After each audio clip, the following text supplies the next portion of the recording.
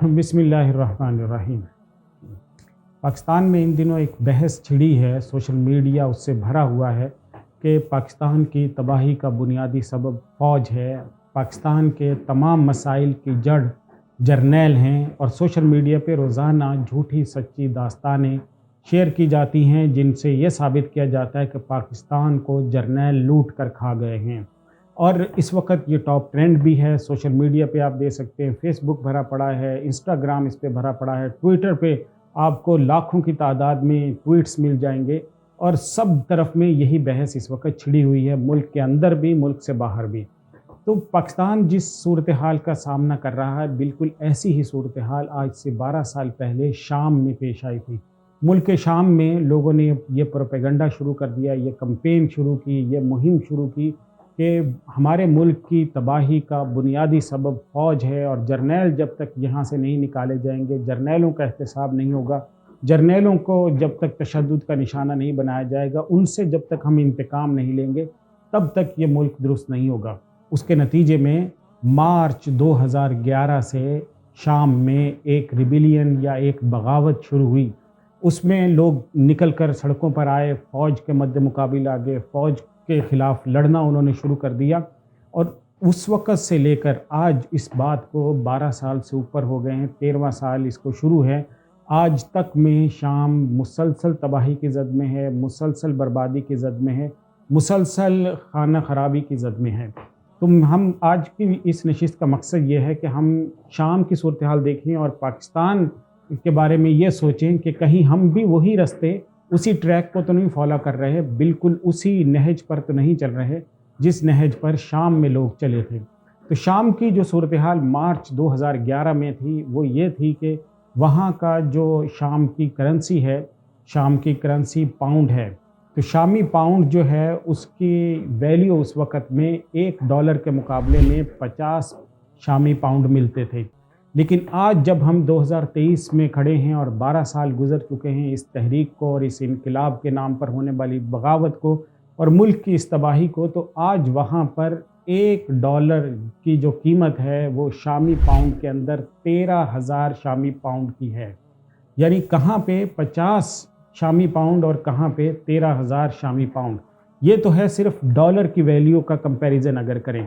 दूसरे नंबर पर अगर हम देखें तो बीबीसी की रिपोर्ट है कि वहाँ पर इस तकरीबन 12 साल के अरसे में कम से कम भी 6 लाख अफराद हलाक कर दिए गए हैं, कत्ल कर दिए गए हैं। इतनी बड़ी तादाद में लोगों को मार दिया गया है।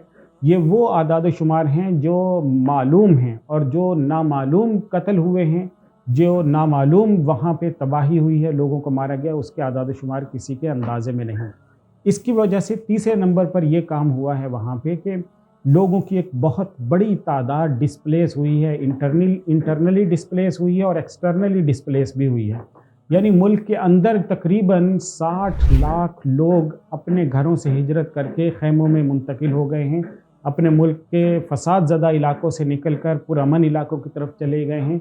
दूसरे नंबर पर तकरीबन 68 लाख के करीब आबादी जो है वो अपने मुल्क से निकलकर दूसरे मुल्कों में माइग्रेट कर गई है। वहाँ पे जाकर उन्होंने असाइलम या वहाँ पे उन्होंने अपीलें दायर कर दी हैं कि हमें यहाँ पे रिहायशी रहने का मौका दिया जाए।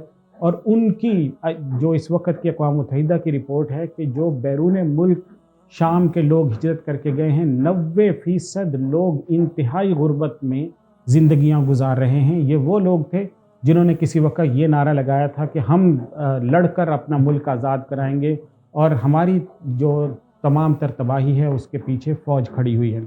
अच्छा, इस इतनी बड़ी और आलमगीर और इतनी हमाजहत तबाही क्या जो निशाना लोग बने हैं, ये आम लोग हैं, सिविलियंस हैं, लेमैन हैं, वही लोग हैं जो हमारी आपकी तरह ज़िंदगी गुजारते हैं, जिनके पास वसाइल नहीं थे और वो इस जंग का ईंधन बन रहे हैं। माली नुकसान की अगर हम बात करें तो माली नुकसान का जो अंदाज़ा लगाया गया है इस वक्त तक, वो ये है कि सिर्फ एक साल में जो तबाही शाम की मईशत को पहुंची है वो 259 अरब डॉलर, यानी 260 अरब डॉलर सिर्फ एक साल में नुकसान पहुंचा है। और 12 साल में अगर इसको जमा करें तो एक्यूमुलेट होकर ये तकरीबन 3000 अरब डॉलर से ज़्यादा रकम बनती है, جو شام کی معیشت کو جس کا سامنا کرنا پڑا ہے، شام تباہ ہو گیا ہے، کھنڈر ہو گیا ہے، وہاں کا جو انفراسٹرکچر ہے وہ تباہ ہو گیا ہے، سڑکیں نہیں ہیں، پل نہیں ہیں، پانی نہیں ہے، گیس نہیں ہے، سب لائنیں تباہ ہو چکی ہیں اسی بغاوت میں اور جھڑپوں کے اندر۔ آخری نمبر پہ جو ملک ہے وہ کیسا ہے؟ وہ ملک تقریباً 6 حصوں میں ڈیوائیڈ ہو چکا ہے۔ شام حقیقت میں تو کہنے میں یا جغرافیے پر دیکھنے میں وہ ایک ملک نظر آتا ہے، لیکن حقیقت میں وہاں پہ 6 حکومتیں ہیں۔ سب سے پہلے نمبر پہ ایک حصہ وہ ہے جس پہ شام کی جو پرانی حکومت ہے، جو اصل حکومت کی دعوے دار ہے، وہ قابض ہیں۔ دوسرے حصے کے اوپر ISIL والے قابض ہیں جنہوں نے کچھ حصے کو اپنی قبضے میں لیا ہوا ہے۔ تیسرے حصے کے اوپر کرد باغی قابض ہیں، ایک حصہ کرد باغیوں کے پاس ہیں۔ چوتھے حصے کے اوپر وہ باغی قابض ہیں جنہوں نے تحریر کا، آزادی کا اور خود مختاری کا نعرہ لگایا ہوا ہے، وہ لوگ ہیں۔ اور پانچویں حصے کے اوپر وہ باغی ہیں جن کو ترکی سپورٹ کر رہا ہے، اور چھٹے حصے کے اوپر گولان کی وہ پہاڑیاں ہیں جن پر اسرائیل قابض ہو چکا ہے۔ تو یوں تقریباً یہ 6 حصوں میں ملک بٹ چکا ہے، اور کسی انسان کی نہ جان محفوظ ہے، نہ عزت محفوظ ہے، نہ آبرو محفوظ ہے، نہ مال محفوظ ہے۔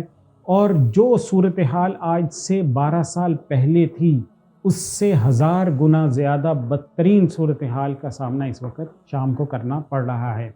کہنے کا مقصد کیا ہے؟ کہنے کا مقصد یہ ہے کہ یہ ہے وہ ڈارک سائیڈ جو ہم سے چھپائی جاتی ہے، جس کا ہم تصور بھی نہیں کر سکتے ہیں، اور یہ نتیجہ ہوتا ہے اس خلفشار کا جو آج ہم دیکھ رہے ہیں سوشل میڈیا کے اوپر، آج ہم دیکھ رہے ہیں یوٹیوب کے اوپر، آج ہم دیکھ رہے ہیں فیس بک کے اوپر، آج ٹویٹر کے اوپر جو ٹرینڈ چلائے جا رہے ہیں۔ ان کے نتیجے میں فوج کا مورال ڈاؤن ہوتا ہے، فوج دوسروں سے لڑنے کے بجائے اپنے شہریوں سے لڑنے پر آ جاتی ہے، اور اس کے نتیجے میں گلی گلی، محلہ محلہ تباہ ہوتا ہے، انفراسٹرکچر تباہ ہو جاتا ہے، معیشت تباہ ہو جاتی ہے۔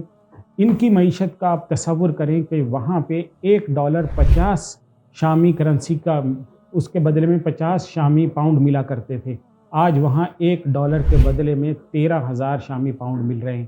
ہم اللہ کا شکر ادا کریں کہ اس کے مقابلے میں اب بھی ہم کافی بہتر ہیں، اور انشاءاللہ قوم متحد ہوگی۔ اللہ مشکل وقت ٹال دیتا ہے۔ قرآن مجید کا وعدہ ہے کہ جب کوئی قوم صبر کرتی ہے، شکر ادا کرتی ہے، تو اللہ تعالیٰ ان کو فراوانی عطا فرماتی ہیں، اور اللہ تعالیٰ نے یہ وعدہ کیا ہے کہ ہر مشکل کے بعد انشاءاللہ آسانی ہوگی۔ ان مع العسر یسرا، ان مع العسر یسرا، انشاءاللہ اس مشکل کے بعد آسانی ہوگی، اور اللہ تعالیٰ ہمارے لیے بہت ساری آسانیاں مستقبل میں پیدا کر دیں گے۔